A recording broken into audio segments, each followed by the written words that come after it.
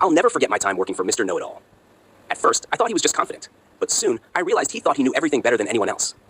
It didn't matter how much experience you had or how well you knew your job, he always had to swoop in and correct you.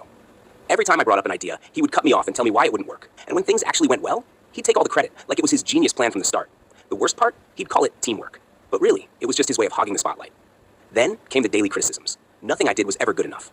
If I stayed late to finish a project, I'd hear about how I should have done it faster. If I finished early, he'd say I rushed. It was like walking on eggshells every single day. But there was one moment that pushed me over the edge. After weeks of working on a huge project, I handed it in, proud of the effort I'd put in. He barely glanced at it before shredding it to pieces, metaphorically, but it felt just as painful. Then he said, "If you want something done right, you do it yourself," and took it over as if my weeks of work didn't matter. That night, I couldn't sleep. I realized I was losing myself to this job. The next morning, I walked into his office with a calm smile, handed in my resignation, and left without a second glance. Leaving Mr. Know-It-All behind was the best decision I've ever made. You deserve to work somewhere you're trusted.